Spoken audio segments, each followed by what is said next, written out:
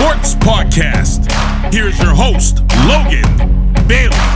Welcome to the NWO Sports Podcast Football Edition, brought to you by our primary sponsor, 3Chord. I'm your host, Logan Bailey, joined today by Keith Brown, Tony Fairchild, and AJ Fairchild. And, well, guys, it's week number 4, and it's here, and it's coming quick. So glad you guys can join me today. Thank you, Logan. Always. Well, so we're moving on to week 4, and wow, a lot of close games last week, and a lot of them kind of were shockers too. Were there any games last week during the week 3 slate that kind of stood out to you guys or surprised you? Well, I mean, for me, I going through our picks here. I mean, I picked Sonora last week, kind of picked against you 3, and Sonora played absolutely awesome, and I'm sure we'll talk about that in a little bit. But that one, I think, shocked a lot of people how well Sonora played, and then I think PH playing Columbus Grove was 7-0 game was tight.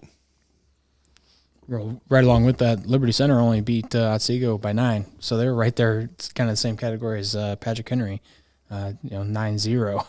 Yeah.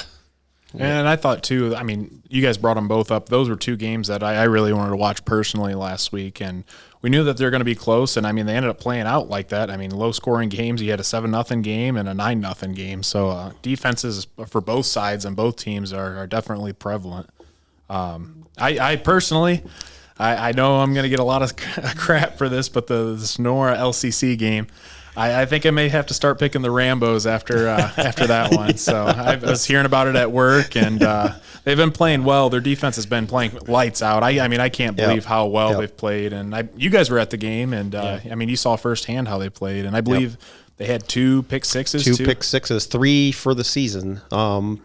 Probably more talent last year. If we're just going to kind of boomerang around and talk about Sonora and LC right now for a little bit. But defensively last year, the Rams were probably more talented, but this year they just seem to be clicking the last 2 games on all cylinders. You got good pass rush. Linebackers are coming through like we thought they were. And defensive secondary is playing lights out right now. So, like I said, Rams defense, one of the better defenses in the area, as we thought they would. Right. Week 1 obviously didn't look like it, but the last 2 weeks, probably 2 of the better offenses are in Northwest Ohio, at least in our area. And Ram defense pretty much shut down LCC last week. They didn't score until the 4th quarter, I believe. Yeah, midway through the fourth quarter. Yeah. So that kid, Carson Parker, he had close to 400 yards rushing in his first 2 games. Close to 600 yards total offense, and Rams limited him to under 40 yards rushing and I believe under 150 yards passing. So great job by the Rams defensive staff and Coach Krause. Yeah, and you mentioned – I'm sorry, Logan. You mentioned the Liberty Center game, and we talked about that before. There were really 3 plays in that game.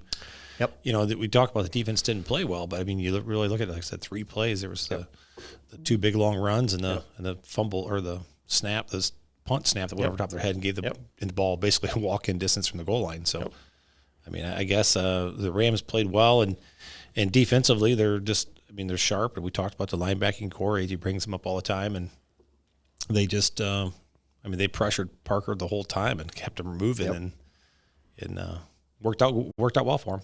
Yeah, very, very good game for the Rams. Yeah, and I was just looking at a couple other games here, and I got a chance to listen to the Evergreen Auto Hills game because that got moved to Thursday actually because of the reffing shortage right now. And, man, talk about such a turnaround in Evergreen. I mean, if you would have said Evergreen was competing with programs like Ottawa Hills is usually decent or pretty good at football, and they were taking them into the 4th quarter. That game was back and forth, and, I still think Coach Karchner is doing an excellent job over there in Evergreen, and he ended up shocking me, Tony, and Bryce because we all had him picked last week. So Keith and AJ were the only ones that picked that game right. But, again, another program that we're seeing turned around. And speaking of programs like that, I saw Swanton got their first win last week too, which is good to see. Another Northwest Ohio team get a win on the charts. North Central got a win too. Yes, North Central too, starting their first year varsity program. That was exciting to see. I mean, who would have said North Central in their first year varsity program was going to be 2-1 in the first 3 games of the season. Yeah, that's great. That just for a community and even your younger programs, all the way through, you probably, hey, I want to play football next year. This looks fun. This looks great. So, that's awesome for North Central. And especially too, like when you're starting a program up, and some people can say, well, it's against this team, or well, it's against that team. I mean, you look at Fremont, Indiana was 2-0 coming into that game, and I mean, a win's a win at the end of the day. I mean, I don't care if you beat the best team around or the worst team around. You're expected to win. You go out there and you win, and I mean, your first year varsity program, yes. and any win is fantastic, no matter what level you're at. Yeah, not just a close game either. Like they single-handedly, put it to them. Yeah, 38-8. I mean, that's pretty impressive. And they got a couple kids on their team. I believe is Joey Burt, and one of the running backs. He can carry the ball, and they're doing big things over there in Pioneer. I'm excited to see what they do the rest of the year. Yeah, the only other really shocking one, I guess, for me, Logan, and everybody was Pandora, Gilboa, and Lipsick. So yeah. Lipsick, I don't know if you really consider that an upset, but I mean, I guess to me it kind of was, but yeah, I mean, the Lipsicks played teams tough all year. I mean, they lost by, I believe, 3 points to Liberty Benton early on in the season. So, I mean, talk about when you look at non-conference schedules, or we're starting off the year. Tenora had probably one of the toughest, and then you have Lipsick up there too. I mean, starts to the season they play Liberty Benton. I guess they play Fairview week two. But still, Pandora Gilboa is another quality team. But again, I still think Lipsick's a good team going on to the year. I mean, if I'm any of these other teams in Northwest Ohio, I don't want to play them because I mean, they have just as good a chance of winning as anyone else. So. I mean, one good thing about us with our Saturday game, I mean, obviously we were cutting the Buckeye game close Saturday, and Logan was getting married. Congratulations to you and Grace. Thank you. But yeah, I listened to the Thursday night game with the Black Swamp game cast.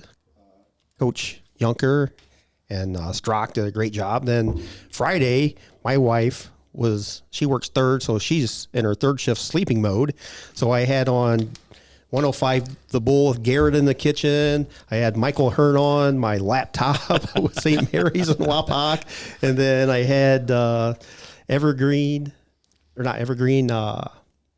next game that Black Swamp did, Otsego and LC. Liberty Center, yeah. So I had phone on one game, Hearn on the laptop, and Garrett Mansfield in the kitchen. It was like it's like the high school version of March Madness. You get all these screens on, watching all the games. I was gonna say, it's kind of what I do sometimes on Saturdays. I'll put the TV in my living room on one station, and I'll put the TV in the family room on a different station. So I can walk between them sometimes and catch a couple different games, but.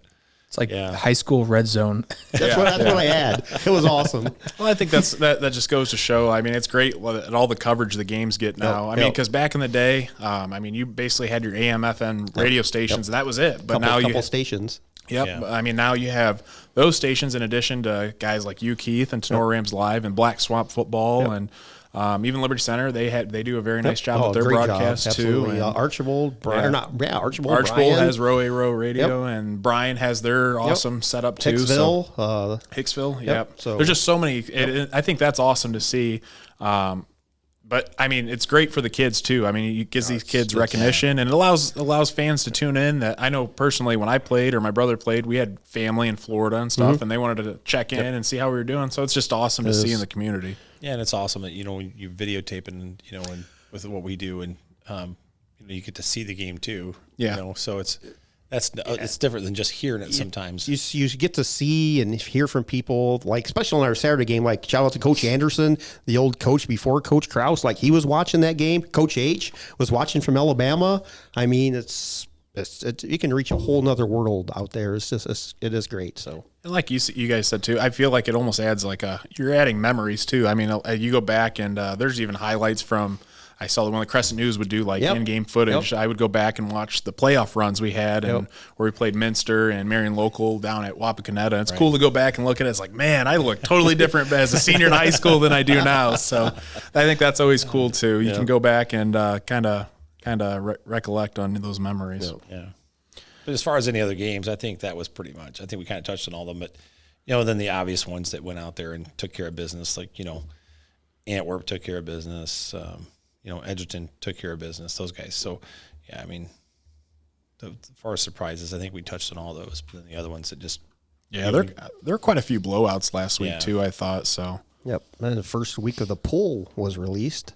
So, the OHSAA poll and the Martin RPI poll as well. Check out that if you haven't done so on the Black Swamp. Big shout out to Lynn, obviously, today. But the Martin RPI, Brayton Martin does a fantastic job of breaking down. Oh, man, it's fantastic. It's a good listen that Black Swamp has on their podcast. So has all his takes a little bit of consideration into last season's schedule and results to combine with this year's first 2 games, and he kind of has this awesome formula and reached out a ranking. So yeah, I think that's cool. And I mean, just anything else. I mean, again, it's just another feature that is showing off these teams in Northwest Ohio. And I think it's kind of interesting how he takes for the first couple games last year's how performance and how they did to kind of incorporate it into this year. So that was a different take on it. Like just for us, Division 5, Region 18, got Elmwood number 1, Liberty Center. This is the Martin RPI. Elmwood 1, Liberty Center 2, Coldwater 3, Archbold 4, North Union 5, Huron 6, Eastwood 7, Tenora 8. This is state. I mean, our Region 18 in Division 5, not statewide, but so we're 8. Liberty Benton's 9, Otsego 10. So that's Martin RPI. But he has every region and every division. So if anybody wants to check that out, fantastic. You know, the other thing about that, going back to LCC and Sonora really quick, I know we talk about it a lot, but, you know, Sonora Revent, you know, got a little revenge there for the 2 playoff losses the last time they played them. You know, the heartbreaker in 2010. Yeah, the heartbreaking one in 2020. AJ was there, so the sophomore, I believe. Yep, sophomore year. Lost 21-20 and a missed extra point. Yeah. And Lima Central Catholic's historically a tremendous program in football too. Even though in Division 7, they're a powerhouse. Yeah, and I remember talking about that game when it happened. You know, we talked about this should be like the state championship game. It's probably 2 of the better teams in the state. And LCC went to the state championship game, didn't they, and lost? I believe so. I believe they lost. Yep. That's the game that Landon broke his thumb. Yeah, I believe, right? 3 plays before that kick. Yeah, so anyhow, that was a revenge there, and then they revenged the other loss. That was the year before, the year after, where they lost they played them or Tenora actually won in the second round. Yeah, they won 24-14. I would think that was the year before, or if not 2 years before. But the year before. Played them at Defiant. So, you know, and that was kind of a one and done thing. Tenora's going to pick up Archbold next year in that slot. That'll be interesting to see. So Tenora's kind of like moving into the NWOAL sort of, you know what I mean? Yeah. The first 3 games are basically going to play just about as many NWOAL play as we do GMC. So, but yeah, that would definitely be an interesting ball game to watch next year, Tenora and Archbold. That'd be a new matchup. Yep. Well, we'll go ahead and we'll move on. This week we're not actually doing an extensive game recap. I got married this weekend and moved into my house, so I was a little crunched for time. And actually, I was finishing it right up until the guys showed up. So literally, so we just did our little abbreviated version of some of the game recaps and games that stood out last week. But looking at how we did for our picks, Keith and AJ tied last week, both with 16-4 records. Man, Keith still continues to lead the charge on the year in first. AJ's in second. Tony's in third. I dropped to fourth, unfortunately. Bryce is in fifth. So, but I mean, we're all close. I mean, you look at it record to date. I'm 44-16. Keith is 50-10. AJ's 48-12. Tony's 45-15, and my brother Bryce is 41-19. So, I mean, still neck and neck. So, we'll see who ends up doing good this week and throughout the rest of the year. Yep. Rambo's helped me out one game there, so I got you, Logan. I know it. Keith and AJ, you guys got any words for taking last week? Not really. I think some of the games, some of those that I thought for sure were going to go, I did not think Tenora was going to do what they did to LCC. I knew their offense was a little weak. I know their defense is great, but I thought with the way Carson Parker was in his first 2 games, he was just going to walk all over Tenora. But so Tenora shocked me. As far as some of the games that I guess I got right, some of them were guesses, but just seemed to be fairly easy picks on most of those games last week. I think another thing too is both local Northern 8 football teams both came away with wins, Holgate and Stryker. So that's exciting to see too. That is. So I got to ask Keith, what is your strategy to picking the games? I mean, you've been leading all year, so there's got to be a secret to it. Actually, before some of these, like AJ said, you can just pretty much pick. But I do spend a couple minutes of research if I'm unsure. I'm sure so you we'll do. Talk about, we'll talk about that and when we get further into this week's upcoming picks. But I do spend a couple minutes. He ain't gonna give away his Yeah, I was gonna Logan. say he just doesn't want to tell me his secrets to jump him in the rankings for picks. But I think for the most part we're all doing a pretty good job at picking them. So it's something fun that we do each week. Absolutely, good time. All right, let's go ahead. Let's take our first break to hear from our sponsors, and we'll be right back. 3Chord is a family-owned and operated business who offers the highest quality embroidery, screen printing, sign and promotional items to customers in Northwest Ohio at competitive prices. Locations in Archbold, Napoleon, and Bowling Green. Check them out at 3chord.com. That's THREECORD.com. For any of your auto body or collision needs, be sure to check out Bat & Stevens Body Shop, voted the #1 body shop in Northwest Ohio by Crescent News readers. Give them a call today at 419-497-3111 to schedule your free estimate. Check out Tenora Rams Live. Live events broadcast on YouTube and post-game results, articles, schedules, and more can all be found on tenorarams.com. Feel free to look up their Twitter, Facebook, and Instagram pages as well. Jimenez Basketball Academy strives to create an atmosphere to cultivate basketball fundamentals in Northwest Ohio youth athletes, offering one-on-one sessions, group sessions, speed and agility training, and much more. Located in Pettisville, Ohio, call Coach Jesse today at 419-551-8105. Back on the NWO Sports Podcast, Logan Bailey here with Keith Brown and Tony and AJ Fairchild. We're looking at Player of the Week from Week 4. A lot of good performances again, and I think this might be the toughest part of the whole podcast is trying to decide on just one player to get this. It's a good Week 3, no doubt about it. A lot of performances. So I'll go ahead. I'll read through the kids that made our list, and I'll list their statistics as well since we didn't give them during the game recap. So without further ado, Evergreen wide receiver Riley Dunbar, 7 receptions, 119 receiving yards, 2 receiving touchdowns. Edgerton quarterback Corey Everett, 15 of 21, 336 passing yards, 4 passing touchdowns, 1 rushing TD, 5 total touchdowns. Edgerton wide receiver Caden Pasillo, 7 receptions, 216 receiving yards, 3 receiving touchdowns. Bryan quarterback Jace Kepler, 5 of 8, 74 passing yards, 1 passing TD, 7 carries, 42 rushing yards, and 3 rushing touchdowns. Archbold running back Carson Dominic, 21 carries, 212 rushing yards, averaging 10.1 yards a carry, 4 rushing touchdowns, 2 receptions with 65 receiving yards. He had a receiving touchdown and 5 total touchdowns, which is a very impressive performance. Here'sville running back Owen Berner, 23 carries, 161 rushing yards, 2 rushing touchdowns, and he added an interception on defense. Wauseon quarterback Elijah McLeod, 12 of 23, 150 passing yards, 3 passing touchdowns, 1 interception. He had 11 carries with 48 rushing yards. Wauseon wide receiver Jude Armstrong, 6 receptions, 72 receiving yards, 3 receiving touchdowns, 2 interceptions on defense with a pick 6, and 4 total touchdowns in the game, and another good performance by him. Striker Jacob Caldwell, quarterback 18 of 26, 310 passing yards, 5 passing touchdowns with 1 interception. Striker running back Levi Barnum, 7 receptions, 170 receiving yards, 4 receiving touchdowns, and a running back changed it up a little bit this week with receptions. Last week he had 300-plus rushing yards. Right. This week he's got receiving yards, so definitely a dynamic player. Antwerp quarterback Carson Ultimus, 8 of 9, 89%, 269 passing yards, 5 passing touchdowns. Antwerp wide receiver Landon Brewer, 3 receptions, 126 receiving yards, 3 receiving touchdowns. Holgate quarterback Xavier McCord, 13 of 17, 258 passing yards, 2 passing touchdowns, 10 rushes, 35 rushing yards, and he added 2 rushing touchdowns with 4 total touchdowns. Napoleon running back Andrew Williams, 23 carries, 126 rushing yards, 2 rushing touchdowns, 4 receptions, 43 receiving yards. North Central running back Joey Burt, 87 rushing yards, 2 rushing touchdowns. Eden wide receiver Caden Nestor, 6 receptions, 170 receiving yards, 1 receiving touchdown.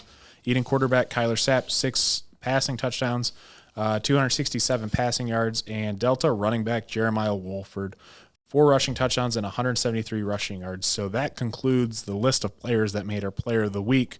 And those were some of the stats that we were able to collect or that we had sent in.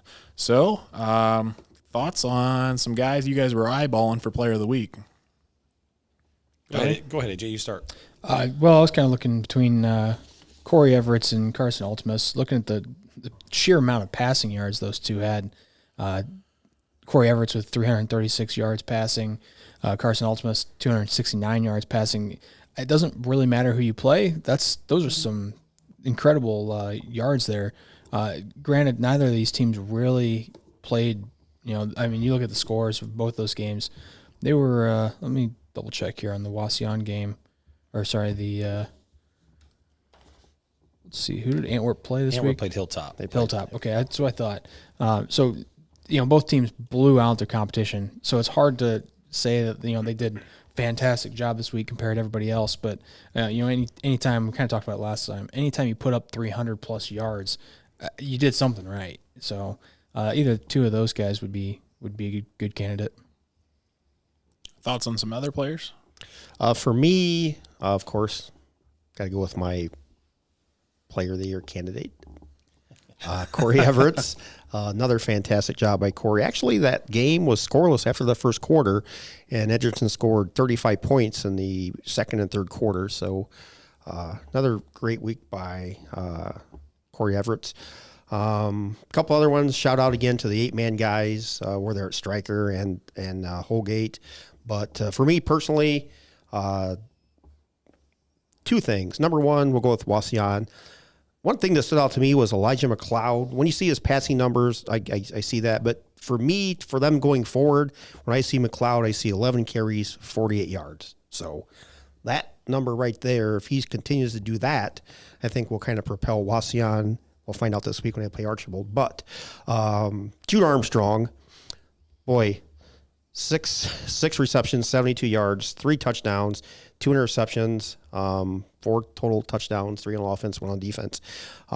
He had 1 touchdown, I believe it was early in the fourth quarter, that if anybody watches Game Day, or not Game Day, but NFL on ESPN, they got the You Got Maul segment. Yeah. He had one of those catches, I think it was in the early fourth quarter, where he jumped over a guy in the back corner of the end zone, and it was just a fantastic catch. So I'm sure that's available on YouTube somewhere. But Jude Armstrong, great week. Yeah, I thought the same thing too with Jude Armstrong, and wow, we saw them play against Sonora, and they made a couple spectacular catches. Him and Sam Smith and Tyson Rodriguez, and I thought right there too with you, Keith. Tony, you want to tell your picks first? Yeah, I think Jude did a great job. Obviously the 2 interceptions on defense, the 1 pick six, those are huge for a team. Catching touchdown passes are awesome, but when you take 2 interceptions and take one of them to the house, that's the dagger that can really turn a ball game around. But I tell you what, that one of these things that stood out to me was Ayersville's running back Owen Berner, 23 carries and 161 yards. And then he also had a pick on defense, 2 touchdowns. We were just talking about it during the break, but where was he at in game 1? When that lost to Delta, where was I think he had 7 carries. Where was he at in game 1? I think game 1's a different outcome if he's carrying the ball. I'm not sure what was going on in that game, why he didn't have the ball, but they've been kind of just looks like they've been feeding him the ball here lately, and he's been putting up some big numbers. But I just with him and a couple like the other ones, Carson Aldemus, I don't know how long he played, but 269 yards, 5 passing TDs in a blowout win, but. It's neat to see these guys putting up some big numbers against some teams, and as we get into conference play, it'll be interesting to see, how it continues. Yep, looking forward to conference play. Yeah, I think speaking of conference play, we talked about time and time again with all these conferences around Northwest Ohio. I don't know that there's one team that has took a leap above everyone else in the conference. I feel like all of them are wide open, and it's going to be who can survive the gauntlet week in and week out in each conference. Absolutely. Personally, for me, going back to Player of the Week, again, I thought Jude Armstrong, what a spectacular performance. But I also I like Archibald running back Carson Dominic. 21 carries, 212 rushing yards, averaging 10.1 yards a carry. 4 rushing touchdowns, 2 receptions, 65 receiving yards, and a receiving touchdown. He had 5 total touchdowns for the game. And talk about some of these running backs in Northwest Ohio. You'd name Berner and Carson Dominic, and wow, they're just workhorses. Yep. On 21 and 23 carries, both those guys, they're putting up big numbers. And, to rush over 200 yards in a high school game, that's not very common around the area. So, that was an impressive performance as well. And Delta's running back, Jeremiah Wolford had 4 touchdowns, 173 yards. I'm not sure how many carries, but And somebody that's really out of our coverage area a little bit, Mason Oliver. He had 19 carries, 280 yards, 5 touchdowns. Wow. For the year. Wow. For the year, this kid is averaging 13.9 yards a carry, has 49 carries, 679 yards. Holy smokes. Through 3 games. Wow. Yeah. Where's he from? Elmwood. Wow. That's one of the... We watched him play in the scrimmage, and he was pretty impressive. I mean, they didn't really showcase him all that much, but I mean, even when he got the ball, the kid just ran hard. Yeah. But who did Elmwood play last week? I'm not sure. I mean, still, regardless, I mean, to have that many rushing yards, and last year I believe he was over. Did he cross the 2,000 yard? I believe rushing he did. mark. So, Holy I mean, smokes. It's just amazing to see what some of these running backs in the area do. But just quickly, just a shout out to the college coaches. If you're looking for running backs, come to Northwest Ohio. We have some good ones. Right. Tons. I was just looking. It looks like they played Allen East this past week. Okay. Here, so yeah, Martin, referring back to the Martin RPI, he has ranked number 2 in his Division 5 top 25. And I still said, as far as Division 18 or Division 5 Region 18, I still think Elmwood and Eastwood are probably your top 2 teams. I mean, we got to see personally, Elmwood and Eastwood's been doing pretty well this year too. Just on just a dress rehearsal, Elmwood definitely looked the part in the scrimmage that we saw. But it just goes to show how good Northwest Ohio football is. I mean, that's one region and one division, but again, I mean, there's a lot of tough teams in the area. But without further ado, we'll go ahead and I'll announce Player of the Week. Again, this was really tough. We talked off air trying to decide who it was. Kind of went back and forth between a couple kids, but at the end of the day, we ended up going with Wasion wide receiver Jude Armstrong. Again, you have four total touchdowns. Again, Keith was explaining his spectacular Randy Moss type catch. Great catch. On top of 2 interceptions on defense. So, he was playing well both ways, and he had a pick 6. So, Jude Armstrong, wide receiver from Wasion, is going to be our Player of the Week from NWO Sports. And the Player of the Week will receive a plaque sponsored by Batt & Stevens Body Shop at the end of the year. So, again, congratulations, Jude Armstrong. Let's go ahead. We'll move on to power rankings for week 4. So I haven't released these yet. Again, playing catch up, trying to get everything released. So this will be where the power rankings are first released. I'll go ahead. I'll break it down into sections, and you guys can kind of tell your comments on this week's power rankings for week 4. Let's go ahead and start. Number 27, Hilltop. Number 26, Hicksville. Number 25, Fairview. Number 24, Swanton. Number 23, Montpelier. Number 22, Paulding. Number 21, North Central. And number 20, Ayersville. Thoughts here? We'll start off, Logan. For me, North Central and Ayersville, good chance for them guys to move up here this week. Feel bad for Hilltop. Just kind of you look at their non-conference schedule, kind of like Tenora. Did they play the toughest non-conference schedule? Yeah. I mean, like as far as a smaller school, it just seems like wow. But for me personally, North Central and Ayersville could move up this week, but pretty accurate ranking. Go ahead, AJ. I just agree. I think Ayersville could be moving up the list here pretty quickly if they continue to perform. I think 2-1 isn't very accurate for them. We were kind of talking about that a little bit ago. If they had changed some things up, with the offense a little bit in that first game against Delta, you could be looking at a 3-0 Ayersville team very easily. So it's hard to say that they're a number 20 team, but who knows? We'll see how it goes here as we start conference play. And I think personally, looking at it, Paulding, I think they're going to shock someone in the GMC in conference play. I mean, we saw a couple games against Arlington. They hung in there. I think they had a 13-0 lead. They did at one point, and I can't remember the other game that they played. For some reason, it's slipping my mind. But I mean, they weren't necessarily out of those other games. Delta was a little bit different story, but I think Paulding shocked someone in the Green Meadows Conference. Don't ask me who, but I think it's someone. They play Hicksville. Well, they got to play Fairview. Yeah. Fairview. So, I mean, I think those are some evenly matched games. So obviously, 50% win, 50% lose. So amen. We'll have to see what happens. Let's go ahead. Let's look at the next section. Number 19, Delta. 18, Evergreen. 17, Eden. 16, Napoleon. 15, Bryan. Thoughts here? For me, again, I'll start off. This Delta Evergreen game coming up, this is actually one of the better games in the area. Yeah. Both teams 2-1. One of these teams is going to be 3-1 after 4 games, and no matter what team that is, they're going to be ecstatic. And the loser of this game is going to be 2-2, but you're really not going to be like disappointed by any means if you're 2-2 through the first 4 games, if you're Delta or Evergreen. So both those teams, obviously one of them's going to win, so somebody's going to move up there, but everybody else pretty well ranked accordingly. Defiance 1-2, little disappointing loss last week against Van Wert. It seemed like they moved the ball a little bit.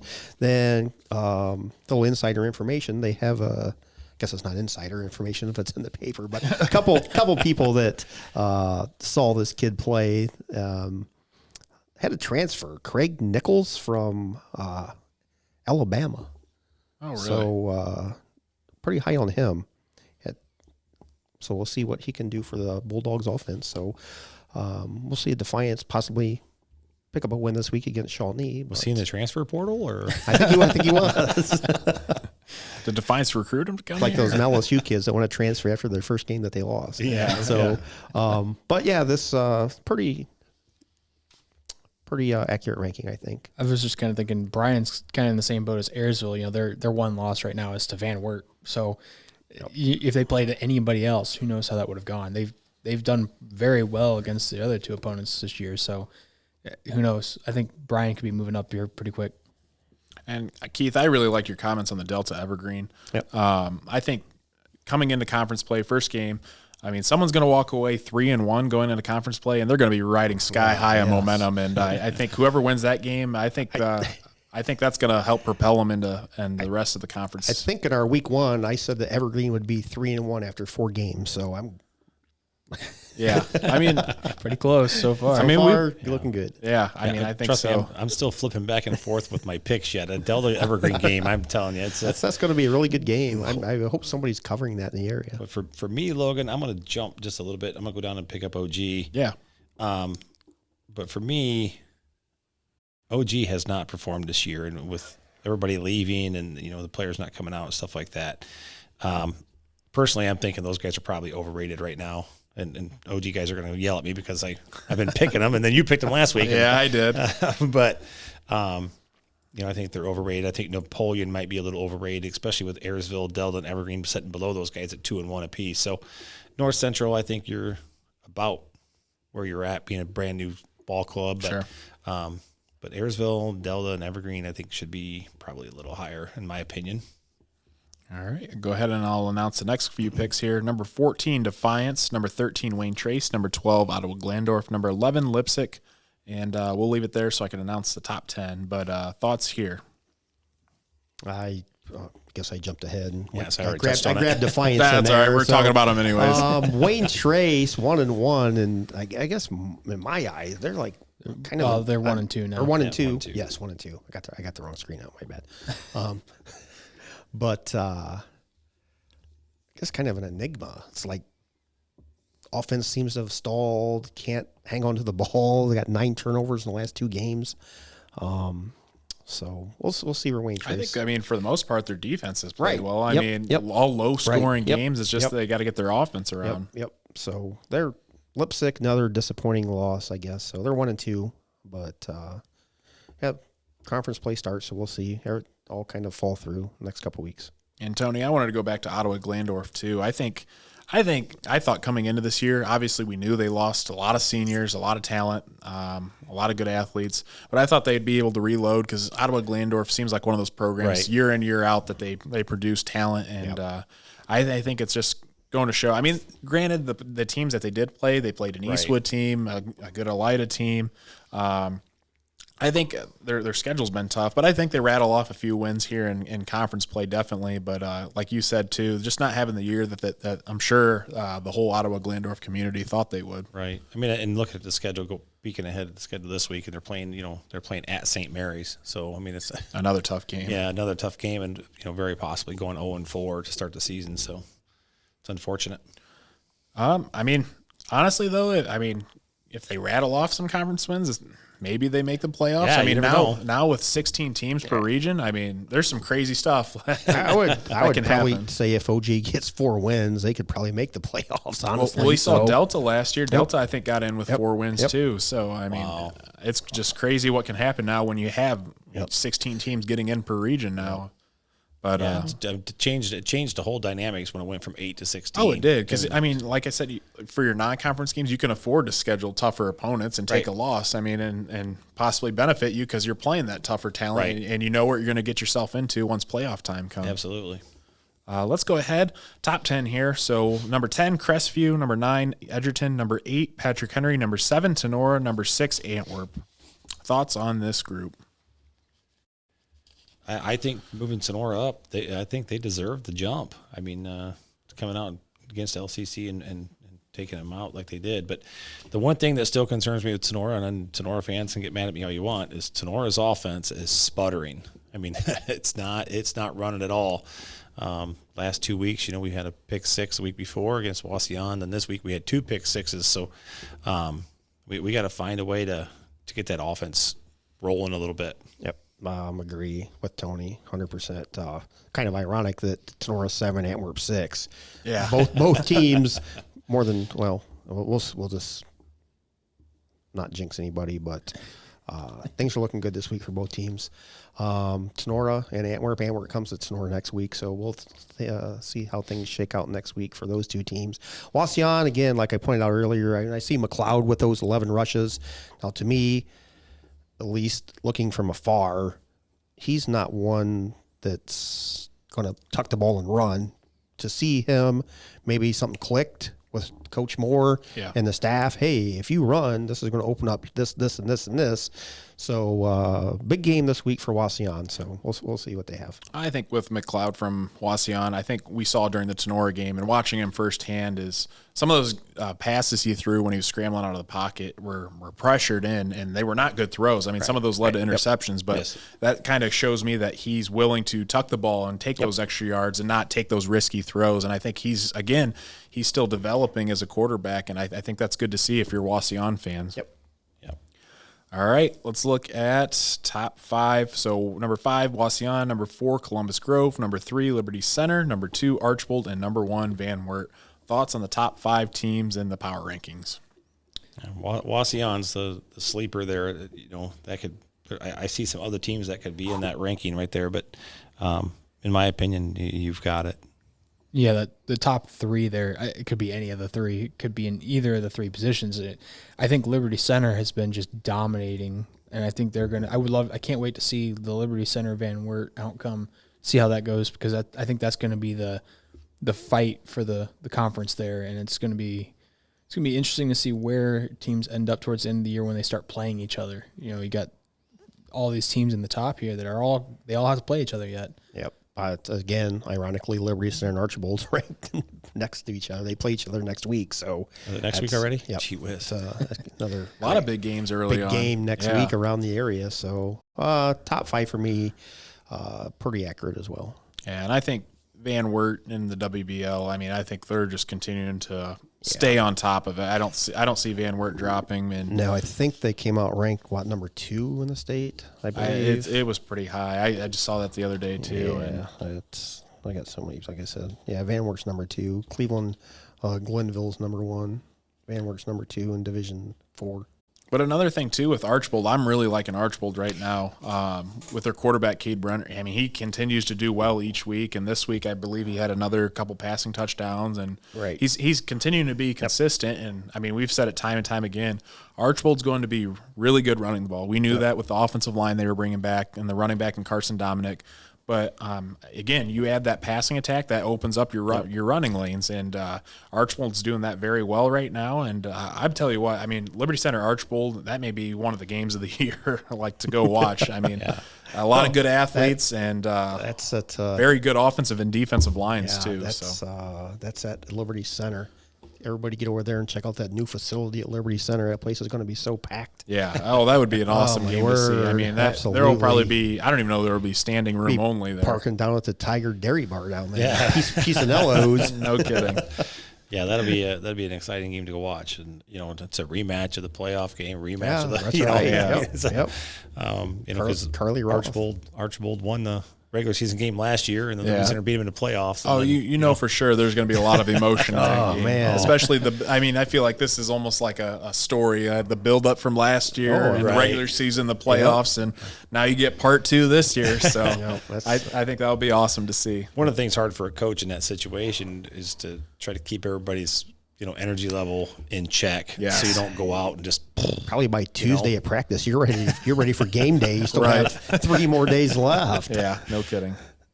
But yeah, again, I think those top 5 teams, with the exception of Wauseon, I feel like they're kind of a floater. I mean, I don't think they've really solidified a top 5 spot, but it's like, where do you put them? You know what I mean? When you look at some of these other teams. I would say it's not really make or break for Wauseon. Obviously, they're one of the better teams in the area, but as far as your rankings and our rankings, definitely a make or break for top 7, 8 this week coming up for them. All right, let's go ahead. We'll take a break to hear from our sponsors again, and we'll be right back. Fairchild Family Chiropractic aims to help families to get better together in the least invasive way possible. Dr. Fairchild focuses on the neck using the Blair technique and Palmer package, adjusting to correct spinal misalignments. Located in Defiance, Ohio, call Dr. Fairchild today at 419-576-5070 to schedule an appointment. Josh Bush of Sam Schweitzer Realty is your go-to realtor in Northwest Ohio. Josh has a passion for our local community and is highly motivated to help you find your dream home, business, or farm. Located in Defiance, Ohio. Call Josh today at 419-789-1451. Northwest Ohio Basketball hosts premier basketball tournaments for boys in grades 3 to 8 in the area. Upcoming tournaments are right around the corner. Give them a call today at 419-283-5296 or check out their website at nwoball.com. Crystal Vasquez of Amerimaid Realty is a top real estate agent in Northwest Ohio. Crystal's compassion and enthusiasm allow her to find that special property or house just for you. Located in Bryan, Ohio, give her a call today at 419-799-1243. We're back on the NWO Sports Podcast, and it is time for the hot takes. So this is definitely a favorite of ours, and I'm sure a favorite of a lot of their fans. So let's go ahead. Let's get started with the hot takes here. First hot take, and again, these are all sent in. We're leaving them anonymous, so no one gets thrown under the bus. But way to spark some good conversation. So the first hot take is Wayne Trace shocks a lot of people. I believe that could probably be taken in more ways than one, but very vague. But I'm not sure what they mean by that one. Yeah, I think I'm willing to bet, like, as far as upsetting people or just playing well and winning some games that, quote unquote, they're not supposed to. I think, honestly, if Wayne Trace can get their offense around, I think they're honestly probably a top 10 team in the area. If they can get their offense firing, like we know how Wayne Trace's offense has been in the past. But again, I don't think so. As of late, they've just been having trouble with the turnovers on offense. But defense has been playing great. I mean, we talked about that a little bit earlier. You guys got any thoughts on this? I mean, Wayne Trace, we've talked about the GMC, and it's kind of like the NWOL. It's the GMC is kind of, I think, in anybody's game, really, and just going to kind of see who rises to the top of that. It's Antwerp, Edgerton, Sonora. Wayne Trace is there. Ayersville's playing very well. Yeah, find out this. I mean, Edgerton travels to Wayne Trace. I know. I was going to say big game this week. We'll see what Coach Flagel at Edgerton and Coach Holden have for each other. But I think Wayne Trace, like we pointed out earlier, they just can't hang on to the ball right now. And if you average 4 or 5 turnovers a game, I don't care how good your defense is, that's going to come back and bite you. So maybe that's what they meant, shocking people. Maybe the fans are shocked because they can't hold on to the football. I don't know. I read that. I kind of chuckled because I was like, I guess I could be taken multiple ways. But because what is it, like 9? They've had 9 turnovers the last 2 games. I would think 2 weeks, so. I think. Yes, 9. Yes, it's been a lot. But I mean, if they can eliminate those turnovers, man, I mean, it'd be pretty good. I mean, we talked. It's hard to win a ball game when you're turning the ball over that many times, and you look at the scores, they're not getting completely blown out, and you've turned the ball over 5 times. Right. And you look at you're still in a ball game, you turned the ball over 5 times. Yeah. Well, you look at on the flip side, their defense is creating a lot of turnovers too. So it's like your defense is creating a lot of turnovers, but yet your offense is giving just a little bit more turnovers, and you're losing the turnover battle. So. Right. I think Wayne Trace is a good team, but I think there's definitely room for improvement. Yep. Right. All right, let's look at the next hot take. Wauseon has the best defense in Northwest Ohio. Wow. Let me take bold that. statement. Let me pull out the Dwight Schrute. False. Liberty Center defense is averaging 2.7 yards against. Done. Mic drop. Fold the book, case closed. Yeah, I don't know. I mean, you look at Wauseon, again, Jude Armstrong had 2 picks. I mean, he was our player of the week.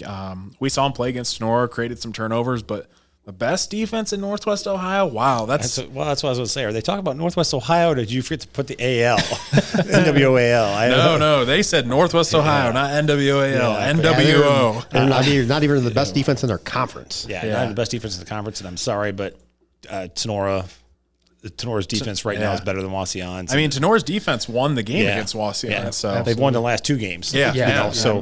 I'm sorry, but when you have a defense, like Sonora's putting up, they scored 3 touchdowns the last 2 games. Yep. I don't think they're the best in Northwest Ohio. They might be good, but they got a little ways to go before they're the best. I mean, don't get me wrong. They're not terrible by any means. No, we're not saying that. I think if you look at it, they're easily probably maybe a top 12 defense in the area. I would say that's fair within top 12. Yeah. But we'll see once conference play starts. Yeah. Yeah. Let's look at the next hot take. Another defensive one and another bold statement here. A lot of Wayne Trace hot takes sent in this week. So Wayne Trace has a top 5 defense. I don't know. Again, we kind of talked about this one. Their defense has created a lot of turnovers this year. The takeaways. Yes, the takeaways that they've had through the first 3 games. But still top 5. I don't know. Yeah. Just looking without even looking at anything on paper. Sonora, as Tony said, Liberty Center. There's 2 right there. Archibald, pretty good. They're a really good defense. Top 5. Bend or break it to 6, 7 maybe, but they're really good.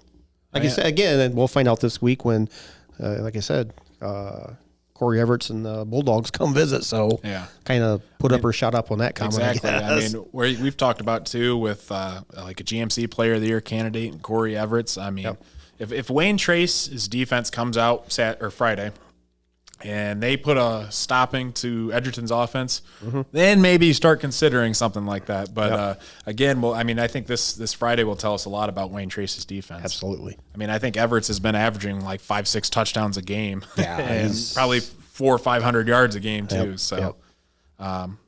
see. Let's look at the next hot take here. Paulding beats one team this year. Hey, maybe this is where they were talking about Wayne Trace shocks people. Paulding. Sorry, Wayne Trace. Boy. I was kind of looking at their schedule going forward here. They play Fairview next week, so that that could be their chance to get a win in there. They got to play Hicksville. They're both Fairview and Hicksville are 0-3, so who knows? Yeah, I could see them definitely getting more than one win, even if they improve a little bit. Yeah, I mean, we talked about it before too. I mean, you look at in the Green Meadows Conference, so because they're in conference play, you look at Fairview, Hicksville. I don't know, possibly Ayersville, but I feel like that's really a stretch there. Yeah. But I mean, at least with Hicksville and I'm drawing a blank. Hicksville, I think they have a pretty good shot at, and Fairview, I mean, I think that will be another good challenge. So we saw Paulding compete this year. I mean, again. And for all the turmoil they had literally before the kickoff, basically, they've probably obviously not the first 3 games the way you wanted them to go, but it's played Arlington to start. You lost 21-12, came back, played Spencerville. You're up 13-0. You lost 37-13, and then last week versus obviously a much improved Delta team, lost pretty significantly. But I would say Paulding has a chance to win couple 2-3 games, as AJ said. Yeah, Keith, I like what you said too about like all the drama that they had over there. Those kids and athletes could have just easily folded up, said, "Oh man, the season's over. We lost all this and that." Right. But I mean, they've kept their heads held high, and I mean they've marched through week after week, and I think that they do get a win, at least one this season. So Agree. I think that's a good hot take. I mean, again, the kids come out and they've been resilient. So Yeah, absolutely. I like that one. Next one. Grant Richardson of Evergreen is Defensive Player of the Year. 6 sacks through 3 games. I'm going to go ahead and say Defensive Player of the Year. Okay, 6 sacks through 3 games is fair, but again, there's a lot more to it than just having sacks through 3 games. Again, you're also in the same conference as Owen Bach, so who I believe wasn't he the Defensive Player of the Year last year? It was or Owen Johnson. Owen Johnson, yes. Too many Owens on that LC Actually, Bryce, my brother's hanging out with him at Oh, Toledo. really? They're both going to Awesome. the university at That's Toledo. awesome. So I thought that was kind of funny. I guess Bryce was telling me he met up with a lot of kids he played with That's good. last year. That's a good deal. That's pretty cool. But yeah, I mean, again, too, you have even defensive backs. Like, look at Jude Armstrong, 2 picks, and he's just a ball hawk back there. And last year he was top in the area and interception, one of the top ones in the area in interceptions. And I mean, 6 sacks is impressive. Don't get me wrong, through 3 games, but to be Defensive Player of the Year, I mean, you got to look at other things too. I mean, you have your statistics, you have your sacks, your tackles, your tackle for losses, but there's also, I feel like, an it factor. Like, Yeah, that's what I was just going to say. Yeah, like there's the intangibles that you can't really put on paper. You know, when you can talk about like a lineman for, Defensive Player of the Year, you think about people like, and I'm going to jump to college, like Joey Bosa. Yeah. Chase Young, those guys from Ohio State, when they played, their presence on the field. Oh, yeah, teams feared those guys. Yeah, exactly. And to be a Player of the Year, you've got to kind of bring that presence with you when you step on the field, and everybody goes, he's there. Yeah. They're looking for, they know where he's at every time. And that person may not even be top in the stats because they might be drawing a double team block, Correct. allowing other people in there. Right. So yeah, and we saw that with Tenora over the weekend here, how much pressure they were getting on the quarterback. Yeah. May not have been making those sacks, may not have been getting those tackles for losses, but they were forcing bad throws, forcing the quarterback to run out of bounds. Like, they weren't necessarily there making the tackles, and that goes for a lot of defenses. You start forcing changes in the backfield. Right. So, and it's hard to put that on paper. To me, too, a true Defensive Player of the Year is someone where the offensive coordinators for the other team say, we are not throwing the ball near you, we're running the ball away, and we're changing our schematics to because of your presence and because of your athletic ability. I think if you have someone like that can make those offensive coordinators change up their whole game plan, that's someone worthy of Defensive Player of the Year. So Absolutely. I mean, you're always, that number, whatever number that person is, number 33, you know where 33 is at the whole time. Yep. So, yeah. So we'll see. I mean, not saying he can't. Evergreen just keep winning ball games. I mean, everything will take care of itself, really. I mean, 6 sacks through 3 games. I mean, that's pretty impressive. It is. I mean, he's on pace through 3 games. What would that be? They play 10 games. Yep. So I mean, that's a lot of sacks if he keeps up that pace. But again, they still got to play an NWAL schedule. So Liberty Center, Archbold, Wasion, Bryan even up there too. So it's against those big hogs that were on the front line at Liberty Center. We'll see what happens there. Yep. So let's go ahead. Let's move on to the next one. Next hot take: North Central makes the playoffs. Who wants to start with this one? I tell you what, at North Central, like we were just talking, being a start-off team this year, first year in the program, and they're 2-1, right? I mean, I mean, anything's possible with, like you said, with 16 teams. You mentioned that earlier, Logan, and I tell you what, it would be awesome for them, like Keith said, for the community. Definitely. Hey, we're going to start a football program here, and to come out and make the playoffs first year would be just awesome. Anymore, it seems like if you look at how the regions are laid out, and with 16 teams, the mark that I feel like you have to hit for wins, if you even get 500 and you go 5-5, I mean, I would say probably 60%, 70% chance of making playoffs. But I mean, again, you can make it even with 4 wins. So I mean at least the bad thing for us here with North Central, look at their schedule. Like outside of Hilltop, like their schedule is just, I mean, for us, not really recognizable. Like Adrian, Madison, Fairport, Harding, New Lebanon, Dixie, Erie, Mason, Summerfield, Whiteford. Like, you don't know who some of these teams are. The only thing with that is because they're playing so many teams out of state is I don't know how that converts to points. Yep. I don't know how they transfer, because Michigan's, I know, rankings and whatnot. I don't know how that converts over to Ohio's point system. So That would be a good question, I guess, or something to look up. Because I was looking at that too, Keith. I was looking, they had all kinds of teams. I mean, most of their schedule, they're playing teams from Indiana or Michigan. So, I mean, if those points are just as valuable as Ohio wins, I would say they probably have a pretty good shot at making. I mean, if you would have said, like I said, North Central 2-1 to start off the year as a first-year varsity program, that's excellent. I mean, that's awesome. So, yeah, I'll try and find something here. Yeah, if you find anything, Keith, let us know. I'm kind of curious on that too. They got to be Division 8 almost. I would assume. I think. Yeah, I'll snoop around here and see what I can find. North Central right now actually is number 7. Okay. This is official, unofficial, Region 26, Division 7. They are ranked 7th. Okay. Actually, their Lima Central Catholic is ranked 6th.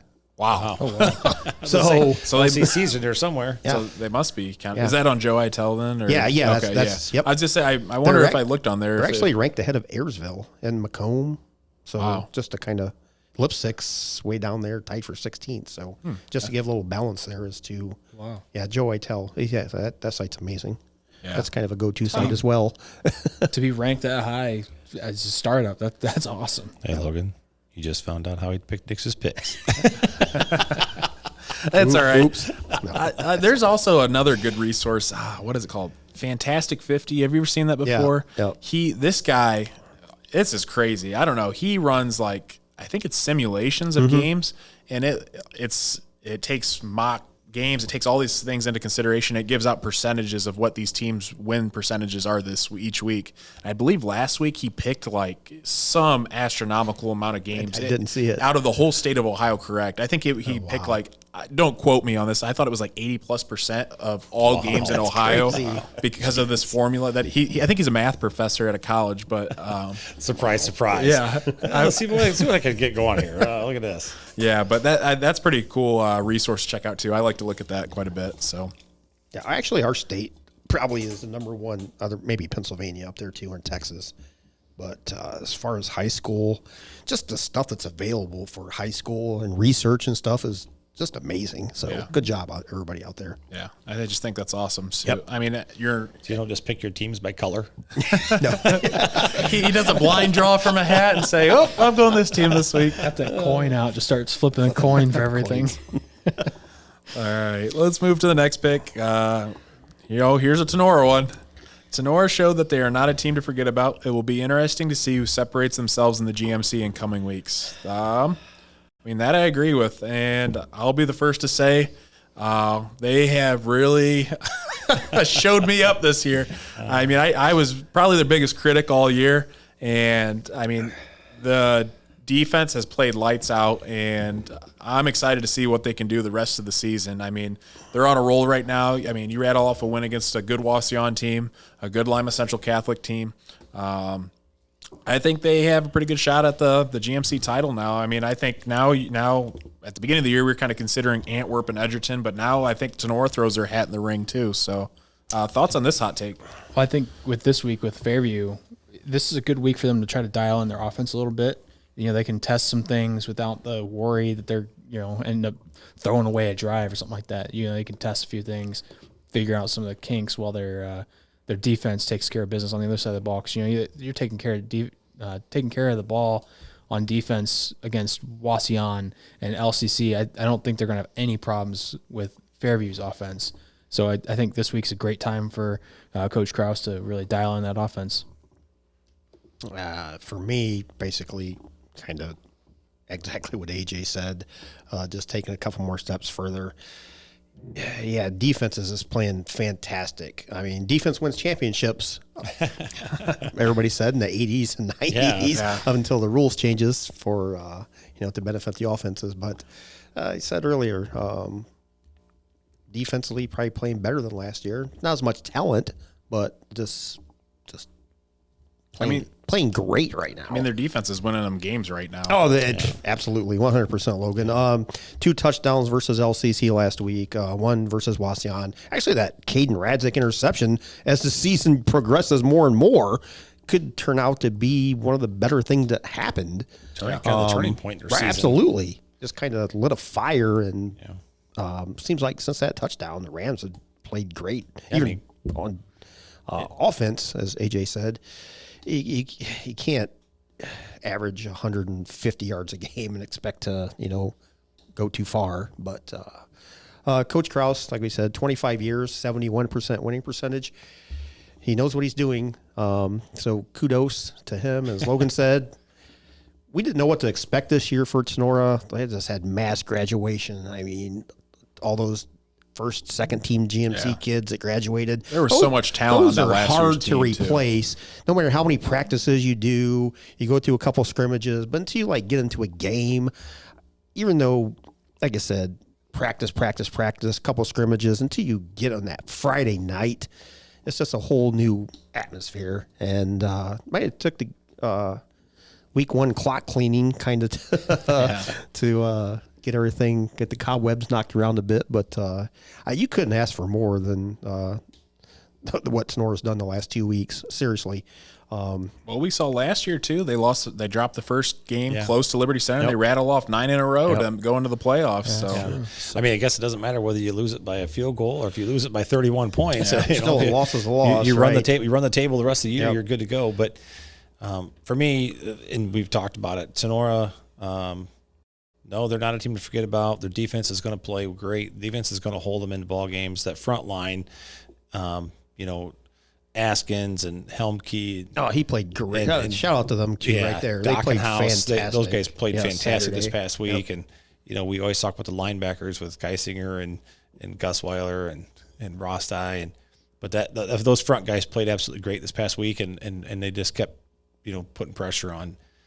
Unfortunately, Sonora's offense has yet to be. I mean, they did put some yards on the board against Wasion. A couple big plays. But it's I watched them play this last week, and their offense is. And I'm being honest, okay. People are gonna get mad at me, whatever. But Sonora's offense is ferocious right now. I mean, they're horrendous. They're not moving the ball. Yep. Defense is keeping them in the ball games and helping them win ball games right now. But until they've got to figure out what they got to do there offensively, because we're just not getting it done. You know what? That last drive, another shout out here, Dallas Dockenhouse just got the ball and went straight ahead. He didn't care who was there. He just took it and went. Right. So that was a huge time killing, even though we didn't get the measurement call by an inch. Right. They were on that 4th and 1. But on that last drive, Dockenhouse just got the ball, put his head down, and got you 4, 3, 6, 5. It was a huge drive for him. So and the Rams are always may have found something there. Maybe. Yeah, the Rams are always playing smash mouth football, and I think we did kind of beat them down a little bit. Absolutely. Versus the Liberty Center, who had 68 kids and was kind of running kids in and out, versus LCC, who only had 40 kids, kind of like us, and they weren't really running kids in and out no more than what we were. But so that can be a difference too as we come into conference play, and you're not going to see those big teams maybe running kids in and out as much. So it'd be interesting to see what Sonora does, and I totally agree with this. We're going to see who separates in the GMC. Sonora's got Fairview this week. You don't want to look past anybody, that's for sure. Nope. But the next week's game will be the 1 week at a time. Yeah, next week's game will be the true tell. Next hot take: NWO opens play. We'll see what Brian is made of against Archbold. That we will. Absolutely. I mean, I think we saw Brian's faced tough Van Wert team, and really, I didn't think they fared too bad against them, but definitely a challenge this week. And I feel like for me, Brian has kind of been the last couple of years floating right in the middle, maybe borderline to that upper tier of the NWL. I mean, if they come out and they get a win against Archbold, I mean, maybe that could be something that propels that program to that next tier level. So thoughts on this hot take? Pretty much agree with everything you said, Logan. Coach Redhead, Golden Bears, 2 straight wins, had that rough opening loss, but seemed to rebounded. Close to probably 48 points a game, I would say, the last 2 weeks. So, competition's a little not up to Archibald's status, but we'll see what Brian has this week. So, yeah, I mean, I think that one's pretty straightforward. I mean, it's as simple as that. I mean, see what Archbold does. I think Archbold's going to go out and take care of business, and Dominic's been doing well, and so if Brian can if Brian can shut down Carson Dominic, it can be a game changer. But they're going to have to find a way to stop him from. Yep. I guess it kind of goes both ways. We'll see what Archbold's really made of too. If they're really as good as what they've been looking, which I don't really doubt that. But if things could change. I agree. Last hot take, not much of a hot take, but I thought it was unusual. Someone sent this in. Antwerp beats Hicksville. So,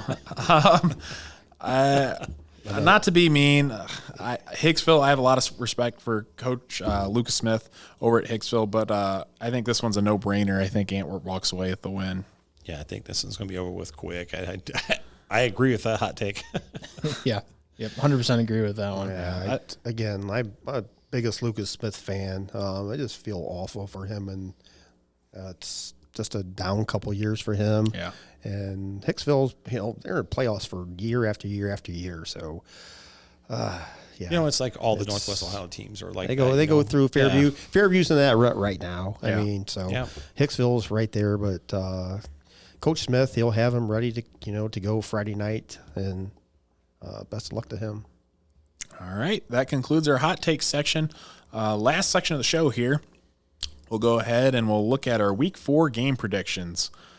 First on the slate, we'll look at is Brian 2-1 at Archbold 3-0.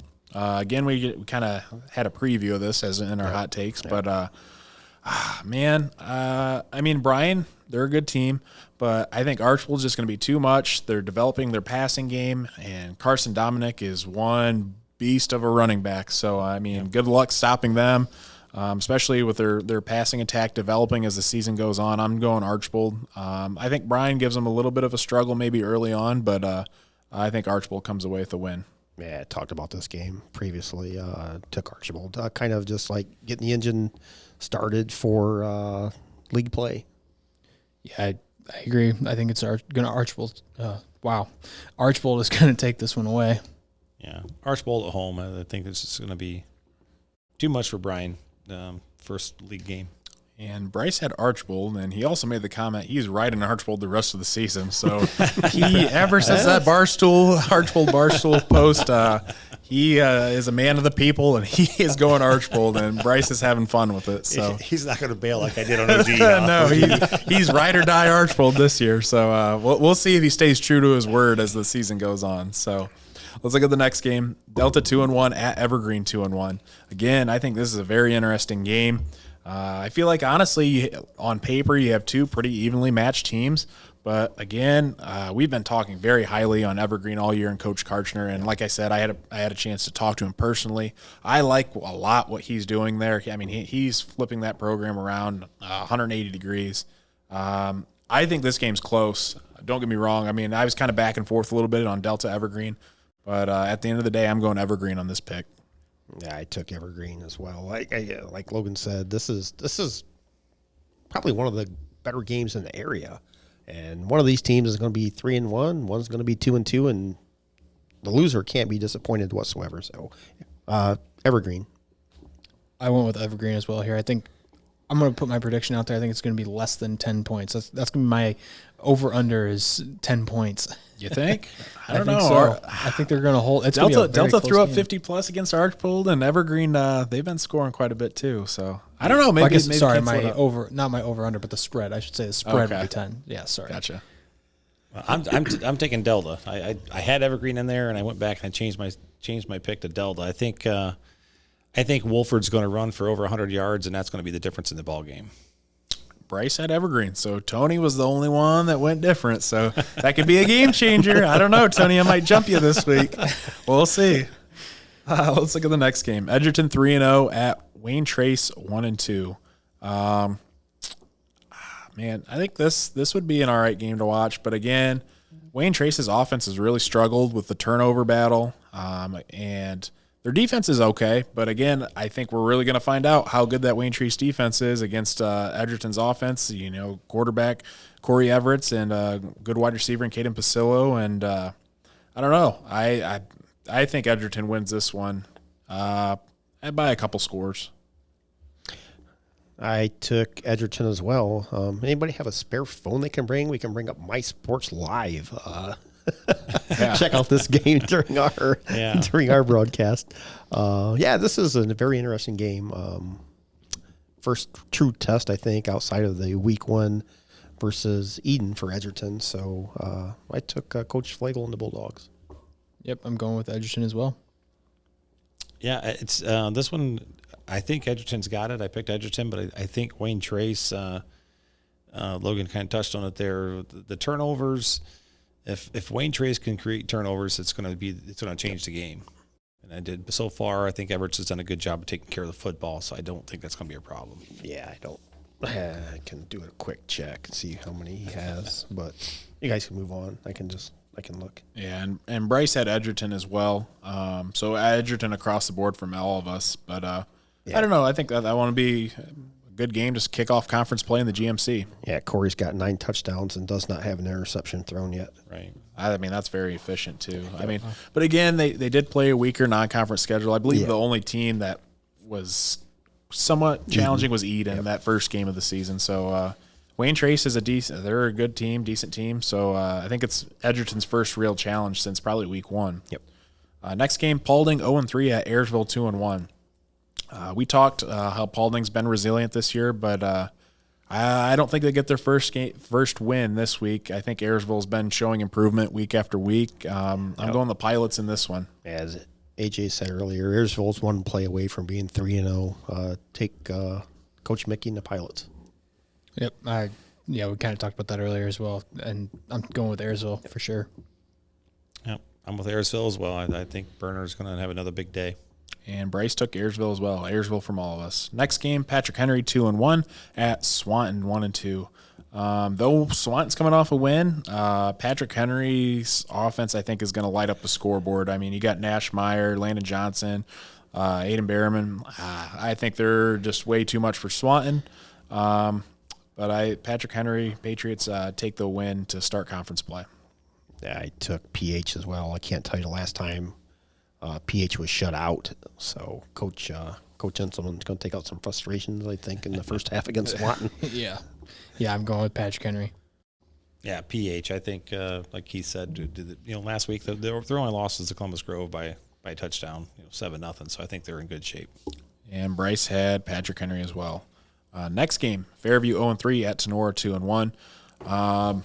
Go ahead and say it right now. I'm picking Tenora. So first time I'm picking Tenora all year, and I may pick them the rest of the year too. So you can't jump on the Tenora bandwagon yet, Logan. Come on.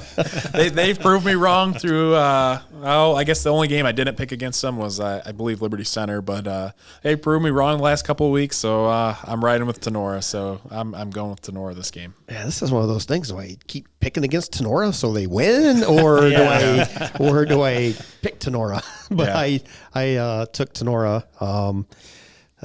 Fairview averaging 100 yards, 108 yards on offense. Rams 159. So we'll see which team lights up the scoreboard. Well, I took the Rams. Yeah, I'm going with Tenora here.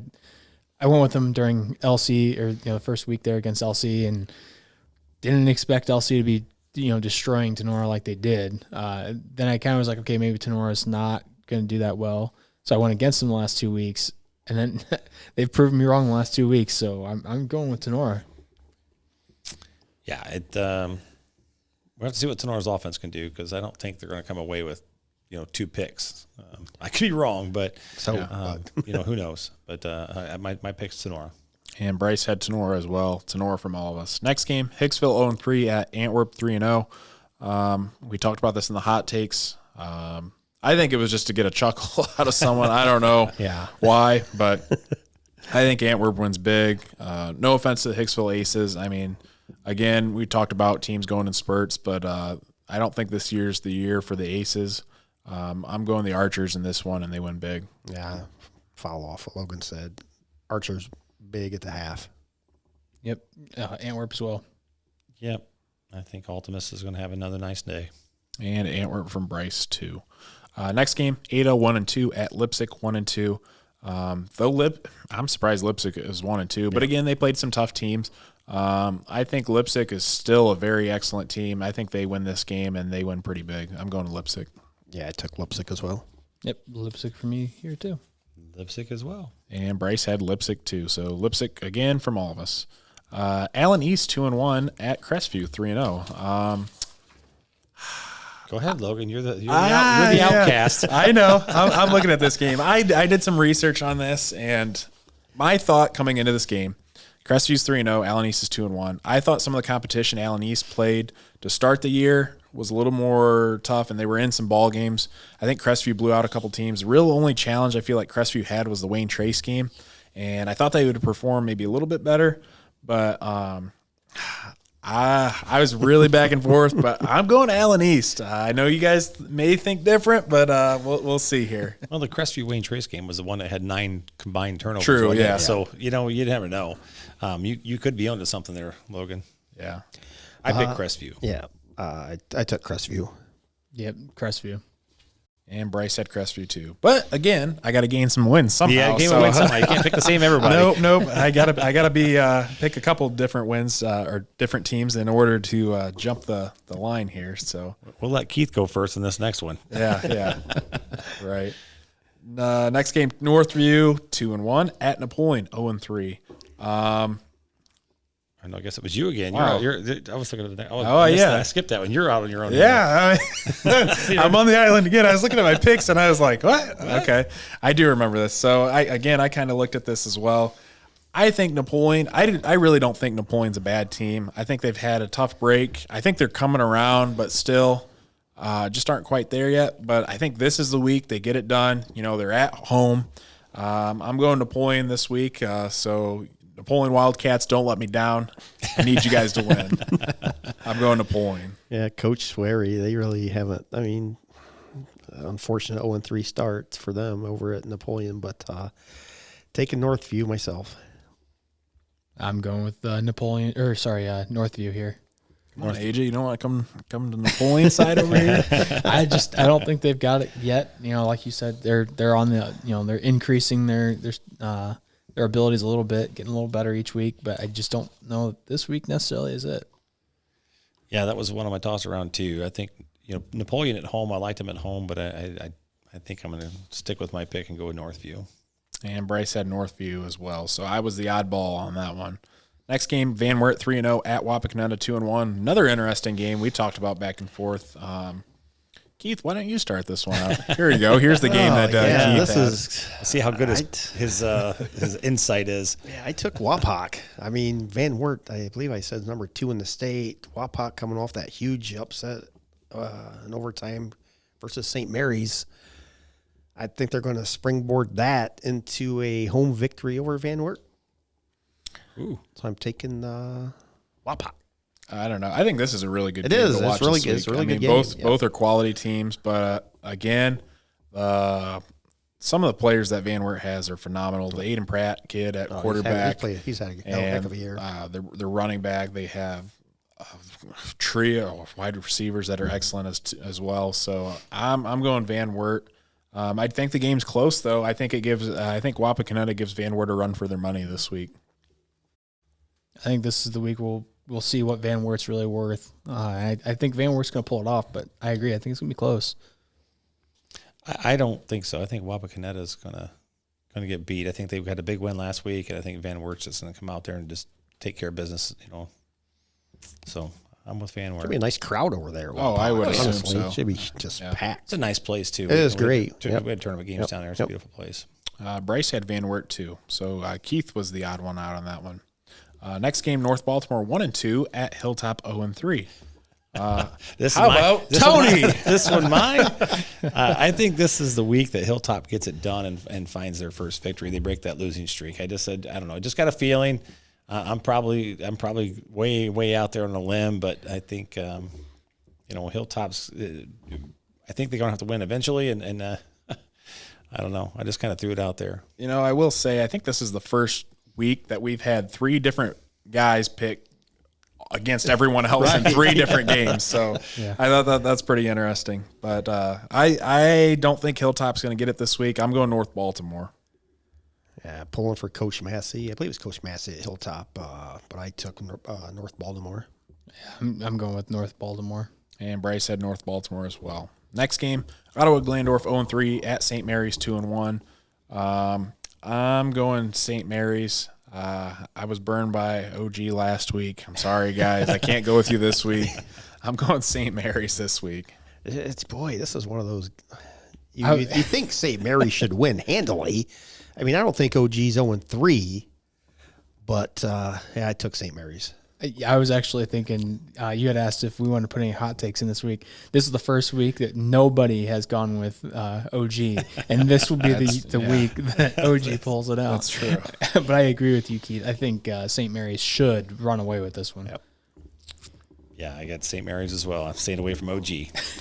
And Bryce had St. Mary's as well. Something about St. Mary's I didn't realize that I believe it was Michael Hearn put a picture on whatever social, I think it might have been Twitter or whatever, that you can actually watch games from the railroad tracks at St. Mary's. Did you see that picture? I did not. I've never been to actual St. Mary's field, but there was a picture of all these fans like standing on the edge of a railroad track, like up on a hill watching the game. Hopefully they're not used. Well, I don't know, but I wonder if I could find it. I think it was on his Twitter, but I thought that was really interesting as far as a playing field. Yeah, he covers St. Mary's, so I'll have to give him a shout out and check that I'll out. That'd be great. Yeah. He's got a great podcast too with Around he the Herd, does. so Absolutely. that's something I tune into Yeah. regularly. Yeah, Michael does a great job. Is that considered the cheap seats? I don't know. I mean, I guess you don't have to pay. I guess There's go no to railroad train coming tracks. by. Yeah. So I guess as long as you're not dodging train traffic. true. Yeah. Next game, big game. Wow. This one I think is going to be a good one. It's going to be our NWO Sports Game of the Week. Liberty Center 3-0 at Wauseon 2-1. I mean, talk about a big game that's going to decide the fate of, could potentially be the rest of the conference play. Yep. Again, we kind of saw some of Wauseon's weaknesses against Tenora, but I just think Liberty Center is going to be a little too much for Wauseon. I'm going the Tigers. I took the Tigers as well. But, yeah, this is one of those games. You think that LC should win just because they're defensively so dominant. Mm-hmm. Their offense should be good. You got Matthew Orr and Zider back there. Flip side, as we said, going into our game at Sonora versus Wauseon, Wauseon just has so much offensive power. Can they put it all together against this dominant defense? So, yeah, I don't know that. That's a really intriguing. Another game that's, like we said, this is going to be such a great venue, atmosphere-wise. The sun goes down a little bit earlier, about 8 o'clock. Oh, it's just, it's going to be packed house over there. I'm taking the Tigers. I don't know that. I don't know if it's going to be a high-scoring game. Man. I was just going to say, I don't know that Liberty Center's defensive backs have been truly tested by anyone in the passing game like Wauseon's going to test them. Yep. So, I mean, I think that'll be I'll be curious to see how that turns out. I think, personally, Liberty Center, this is going to be not as close as everybody thinks it's going to be. I think Liberty Center is going to go in there and take care of business. I think Liberty Center's defensive front is way, way too strong for what we saw against Sonora. And I think Zider's going to, have a big day. I just personally think Liberty Center is going to take this one handedly. I agree with you, Dad. I think Liberty Center is going to walk away with this one. I think the true test of the conference is going to be next week. Liberty Center versus Archbold. I think that's going to be the true test. That will be a really good game. Yes. I think this week Liberty Center's they're going to have a good test. They're going to kind of see where they're at. But I think they're going to win it. I don't think there's even any question in my mind, at least, that they're going to walk away with the win. Curious how things develop for next week, though. And Bryce had Liberty Center as well. Actually, Did found you have that. something to say, Keith? No, I found that picture that Michael shared. Do you looks see like it? It's like. Is that at St. Mary's?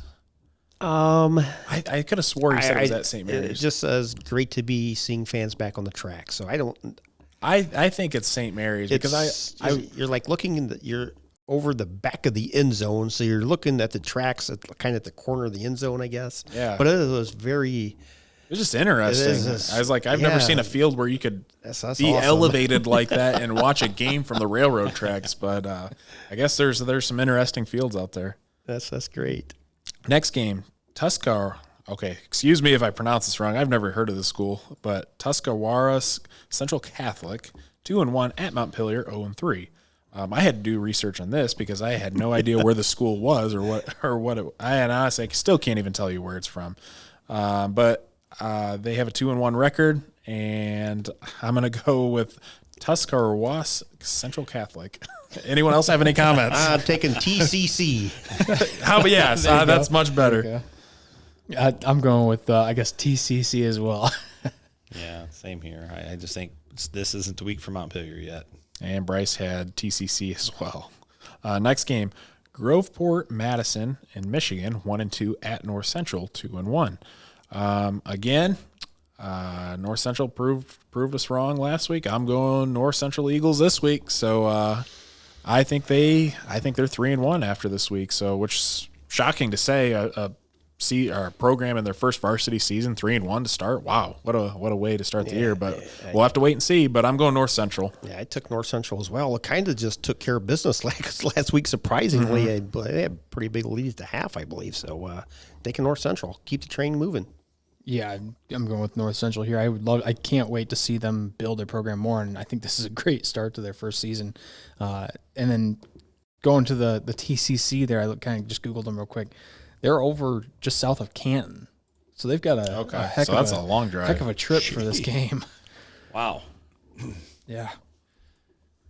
That's a long bus ride. Yep. Very. I don't know anything about Groveport Madison, so basically, I picked North Central because I think they're playing well right now, and hopefully they'll keep it rolling. And Bryce had North Central as well. A couple more games on the list here. Northwood 2-1 at Eden 1-2. This one I thought was kind of an interesting matchup. Yeah. I guess it's kind of weird seeing Eden 1-2 after the season they had last year, but again, they lost a few really good athletes, 3 first-team All-State players. But I think Eden gets right back on the good side of the scoreboard, and I think they end up with a win, and they beat Northwood.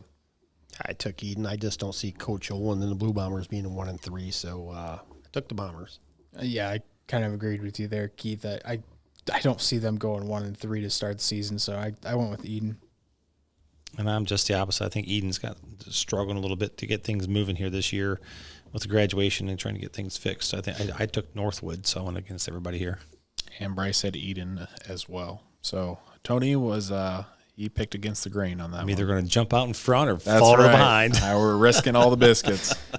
Next game, Defiance 1-2 at Lima Shawnee 1-2. Another interesting game. I think this one could honestly went one way or the other, but I really like what I'm seeing out of Defiance this year. I think they're showing some improvement. They're competing a lot more with teams that I would have never thought of. Though Van Wert game, I believe, was like 36-0. Yeah, that was last year. If you would have asked me last year, I would have said, their score was a lot greater last year. Yep. And same with St. Mary's, too. Yep. Years past, they lost 50-something to nothing. But, honestly, a few plays against St. Mary's, if they punch it in the red zone, that's a whole different game, too. Take a couple plays away. So, I'm going Defiance Bulldogs on this one. I think they get their second win of the season. I'm right with you, Logan. I took Bulldogs. Coach Cooper going to rebound, have the Bulldogs at 2-2. They're moving the ball offensively. You got Brez Zippel having a pretty decent year, and you have this new kid coming in, Craig Nichols. So, Coach Cooper took the Dogs. Yep, I'm going with Defiance here. I took the Bulldogs as well, but I was kind of on the fence here. I seen Bryce pick Lima Shawnee, and it intrigued me a little bit. And then, with Defiance on the road at Lima Shawnee, I just, it was that was kind of the tilter for me, the Defiance on the road. And but I'm with you guys. I think Coach Cooper gets things righted here and moves him to 2-2. And Bryce had Lima Shawnee. So, again, another pick will either help him or hurt him a lot. Last 11-man game, Delphus Jefferson 1-2 at Columbus Grove 2-1. Delphus Jefferson, they lost to Ayersville earlier, so it's a team that we saw them or saw the box score and saw how they competed against a team that we cover. I think Columbus Grove wins big, so I'm going the Bulldogs. I took Columbus Grove as well. When you see Delphus Jefferson, at least for me mentally, I think Delphus Jefferson from probably 10, 15 years ago, and you think, hey, they're this powerhouse. They're kind of going through a little change and whatnot as well down there. So Columbus Grove. Yep, Columbus Grove. Columbus Grove for me. And Bryce had Columbus Grove. So Columbus Grove from all of us. A couple of 8-man games. Another kind of weird name to pronounce, Washtenaw 0-1. I get at Holgate 1-1. I'm going to go Holgate on this one because I don't know much about the other team, to be honest. And Holgate's coming off a win last week, so I'm going Holgate on this one. Piggyback with Logan said, everything, taking the Tigers. Yep, going with Holgate. Yep, same here. And Bryce said Holgate. Last game here, Waldron, Michigan, 0-2, at Stryker, 2-0. I really like what I'm seeing out of the Panthers this year. I mean, wow, Levi Barnum, he's an excellent athlete. And I still would like to get up to watch an 8-man game on Saturday to see Stryker play and even Holgate play. Some of these kids that are playing are doing an excellent job. But I'm going Stryker. I think they win pretty big. I took Stryker as well. You got Caldwell and Barnum just lighting up the scoreboard. So pulling for both these 8-man teams. I took Stryker. Yeah, I'm going with Stryker as well. I like what I see from them. Same here. And Bryce had Stryker too. So picking the coverage teams, Holgate and Stryker from all of us. So that's good to see. Well, guys, that concludes the podcast. You guys have any closing thoughts going into this week? No, it's going to be an interesting week, starting conference play all the way around, and I think it's going to be an interesting week. As the one hot take there, we'll see who kind of rises to the top here as we start going through this, and it'll get interesting real quick. Week 1, and then you move right into week 2, and then teams start hitting bigger. Tenora's going to play Antwerp, Archbold, and then it's just going to start. Each game keeps getting bigger and bigger as the year goes on. Then as you win, I mean, hey, I beat Archbold, or hey, I beat Liberty Center, and then you look down I still got to play Wauseon, or I still got to play Archbold, or I still got, what I mean? It's this kind of a never-ending battle. And with the Rams, the Tenora, the DMC side, you beat OKC, so you beat Antwerp. Well, he's still staring down the barrel of Edgerton, or whatever. So I mean, whatever team it is, but it'll be interesting. Yeah, next week when we come through here, it's going to be week 5, halfway through. Wow. I mean, that's hard. It's just hard to believe. It seems like just the other day we did our preseason podcast too. We were getting here and it was like 90 degrees in the building. Yeah, literally like a month ago. Yeah. But a lot of good matchups this week, and looking forward to even better matchups next week. Yeah, absolutely. All right. Well, we would just like to thank all of our sponsors: 3-Chord, Bat & Stevens Body Shop, Tenora Rams Live, Jimenez Basketball Academy, Fairchild Family Chiropractic, Josh Bush of Sam Schweitzer Realty, NWO Basketball, and Crystal Vasquez of Amerimaid Realty.